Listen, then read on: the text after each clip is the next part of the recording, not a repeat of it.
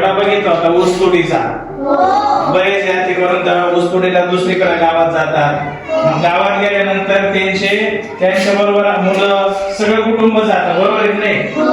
आपल्या गावात सुद्धा असे काही मुलं आहे की त्यांना दिवाळीनंतर ऊसतोडीला जावा लागतं. पण ऊसतोडीला गेलंच पाहिजे सगळे आहे का? काही जण आजीजवळ थांबू शकतात, आई बाबा असतात त्यांच्याजवळ थांबू शकतात. आणि ऊसतोडीचे परिणाम तुम्हाला माहिती आहे, शाळा कुठे, बरोबर आहे की नाही? 6-7 महिन्यानंतर परत रिटर्न येतात आणि परत अभ्यासक्रमावर तुमचा परिणाम होत असतो.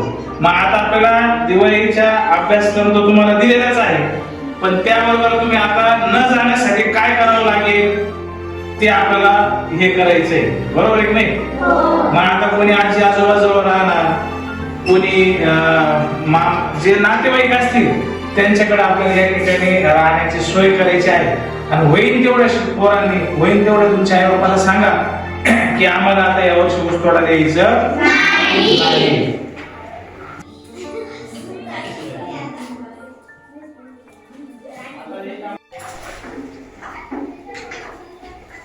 काय झालं धनुश्री तुला? अगं माझी आई बाबा ऊस तोडीला चालले आणि मला पण घेऊन चालले. त्यात काय, चल आपण सरायकडे जाऊ.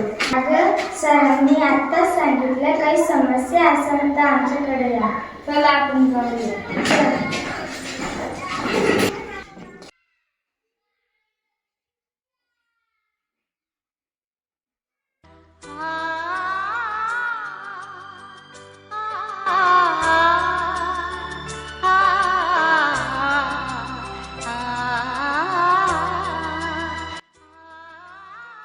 तर धनुश्री रडत आहे. काय झालं धनुश्री बाळा? आई बाबा ऊसतोडीला चालले आणि तिला घेऊन चालले. तिला शाळा शिकायची. बरं, मग आपण काय करूया, मी तुझ्या सोबत आता तुझ्या घरी येतो. मी तुझ्या आई बाबांना आणि आजी बाबांना समजून सांगूया आपण आणि त्यांना इथेच तुला शाळेत ठेवण्यासाठी विनंती करूया. बघा विद्यार्थी मित्रांनो, काल शाळा सुटण्याच्या वेळेला धनुश्री माझ्याकडे आली होती. तिच्यासोबत स्वाती आणि तिची मैत्रीण मयुरी पण आली होती.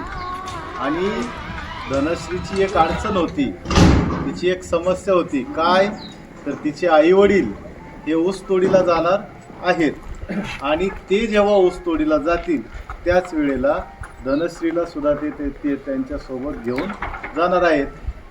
आणि धनश्रीला तर इथं थांबायचं आहे. धनश्री जर तिकडं गेली ऊस तोडण्यासाठी तर तिचं शिक्षण थांबणार आहे की नाही?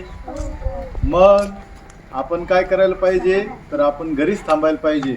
मग ज्या वेळेला मला धनश्रीने सांगितलं त्यावेळेला मी धनश्रीच्या सोबत तिच्या घरी गेलो आणि घरी गेल्यानंतर तिच्या आई बाबांना आणि आजी आजोबांना समजून सांगितलं की धनश्री किंवा तुमच्या घरात जेही मुलं असतील ते सर्व मुलं या ठिकाणी थांबूया.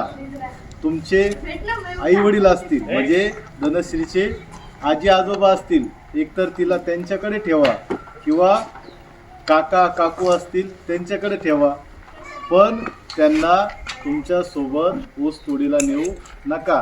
कारण जर ऊस तोडीला जर तुम्ही तिला जर नेत असाल तर तिचा शैक्षणिक प्रवाह खंडित होईल, तिच्या अभ्यासावर त्याचा दुष्परिणाम होईल.